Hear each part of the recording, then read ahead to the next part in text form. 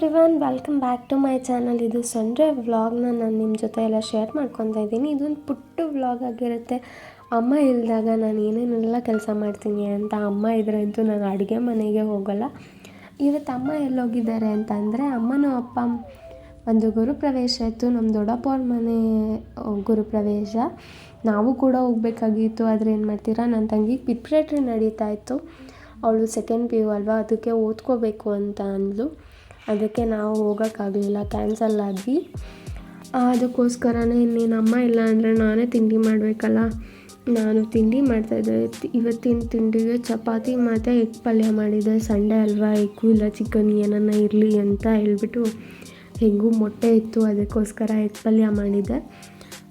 ನನ್ನ ತಂಗಿನೂ ಸಹ ಹೆಲ್ಪ್ ಮಾಡಿದ್ರು. ಹಾಗೆ TV ನೋಡಿಕೊಂಡು ತಿಂಡಿನೂ ಮುಗಿಸ್ಕೊಂಡ್ವಿ. ತಿಂಡಿ ಎಲ್ಲ ತಿಂದಾದ್ಮೇಲೆ ನನ್ನ ತಂಗಿ ಕಸ ಗುಡಿಸ್ಕೊಟ್ಲು. ಅಷ್ಟೊತ್ತಿಗೆ ನಾನು ತಿಂಡಿದೆಲ್ಲ ಪಾತ್ರೆ ಇತ್ತು, ಅದನ್ನು ತೊಳ್ಕೊಬಿಡೋಣ ಅಂತ ಪಾತ್ರೆ ತೊಳ್ಕೊತಾ ಇದ್ದೆ. ಪಾತ್ರೆ ಎಲ್ಲ ತೊಳೆದಾದ್ಮೇಲೆ ಸೆಲ್ಫ್ ಕೇರ್, ಸಂಡೇ ಎಣ್ಣೆ ಹಚ್ಕೊಂಡ್ಬಿಡ್ತೀನಿ.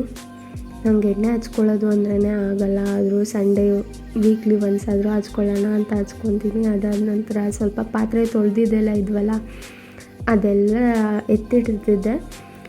ನೀರೆಲ್ಲ ಸೋರ್ಕೊಂಡಿತ್ತು. ಅದಾದಮೇಲೆ ಹಾಲು ಮತ್ತು ಸಾಂಬಾರಿತ್ತು ಸ್ವಲ್ಪ, ಅದನ್ನು ಕಾಯಿಸ್ಕೊಂಡೆ. ಅಷ್ಟೊತ್ತಿಗೆ ನನ್ನ ತಂಗಿ ಇನ್ನೇನು ಅಡುಗೆ ಮಾಡ್ತೀಯಾ ಬಿಡು, ಹೋಟೆಲಲ್ಲಿ ತಂದುಬಿಡ್ತೀನಿ ಅಂತ ಹೇಳ್ಬಿಟ್ಟು ಬಿರಿಯಾನಿ ಮತ್ತು ಕಬಾಬ್ ತೊಗೊಂಬಂದಿದ್ಲು.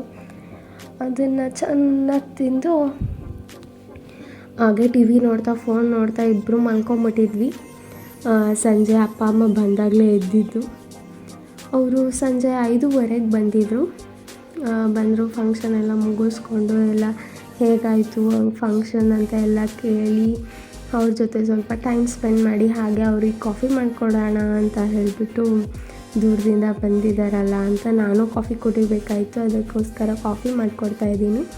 ನೈಟ್ ಒಂದು ಮದುವೆ ಇತ್ತು, ಮದುವೆಗೆ ಹೋಗೋಣ ಅಂತ ಹೇಳ್ಬಿಟ್ಟು ನಾನು, ನಮ್ಮಮ್ಮ, ನನ್ನ ತಂಗಿ ರೆಡಿ ಆದ್ವಿ.